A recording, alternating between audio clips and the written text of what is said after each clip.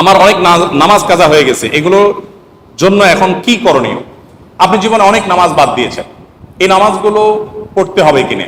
দুই রকমের মত আমাদের সমাজে শুনতে পাওয়া যায়, এবং ওলামা ইকরামের দুই রকম মত আছে। যে সমস্ত ওলামা ইকরামের মতে ইচ্ছাকৃত নামাজ ত্যাগ করলে কাফের হয়ে যায়, ভালো করে বুঝেন, ইচ্ছাকৃত নামাজ ত্যাগ করলে কাফের হয়ে যায় মানুষ, মানে অমুসলমান হয়ে যায়। তাদের মতে আপনি আগে যে নামাজ বাদ বাদ গেছে, পড়েন নাই, সেগুলো আর এখন পড়া লাগবে না, কারণ আপনি আগে কাফের ছিলেন, এখন মুসলমান হয়েছেন। কাফের থাকাকালীন সময় নামাজ বাদ গেলে এটা পড়া লাগে না। সূত্রটা বুঝতে পারছেন? এখন আপনি আগে কাফের ছিলেন, মুসলমান ছিলেন না, এটা মানেন কিনা? বেনামাজিরা যারা আগে নামাজ পড়েন নাই, তারা আগে অমুসলমান ছিলেন, মানেন কিনা এটা? ও, তো সেক্ষেত্রে আপনি আমি এই কথা এই জন্য বলছি, অনেকে বলে যে হুজুর, অনেক হুজুররা বলেন যে আগের নামাজ যেগুলো কাজ আছে সেগুলো আর পড়া লাগবে না। আমি বলি খুব ভালো কথা, আপনি সেই হুজুরের ফতোয়া নিচ্ছেন, এই তো হতে পারে স্কলার তার ইজতিহাদ, আপনি সেটা নিচ্ছেন, এই তো সেটা যদি নেন তাহলে আপনি আগে মুসলমান ছিলেন না সেটাও নিতে হবে।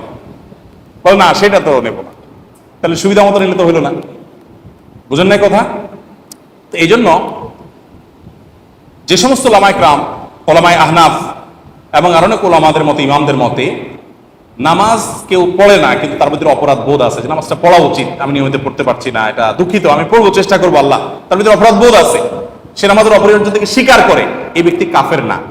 যার কারণে মুসলমান হওয়ার কারণে তার যে নামাজ বাদ গেছে এগুলো সে পরবর্তীতে কাজা করতে হবে। সেই হিসাবে আপনার যত নামাজ কাজা আছে সেগুলো এখন পড়ে ফেলবেন। এখন কত অনেক নামাজ হিসাব করতে পারি না, তো কাউন্ট করেন, আপনি প্রাপ্ত বয়স হয়েছেন এত বছরে, কন্টিনিউ নামাজ শুরু করছেন অমুক বছরে, মাঝে গ্যাপ এত বছরে, তাহলে প্রতি বছর এত বছরে কতদিন হয়, প্রতিদিন কত ওয়াক্ত হয়, একটা ক্যালকুলেশন করে আনুমানিক একটা ফিগার বের করেন যে এর কম হবে না, এর বেশি হবে না, কম হবে। তাহলে বের করে এবার আপনি সেই নামাজটা প্রতিদিন কিছু কিছু করে পড়ে পড়ে শেষ করার চেষ্টা করুন। শেষ করতে পারেন নাই কিন্তু আমৃত্যু আপনি চেষ্টা করে গেছেন, আল্লাহ তাআলা আপনাকে মাফ করবেন, আশা করা যায় ইনশাআল্লাহ। ইসলামিক ভিডিও পেতে চাইলে চ্যানেলটি সাবস্ক্রাইব করে পাশে থাকুন। আসসালামু আলাইকুম ওয়া রাহমাতুল্লাহ।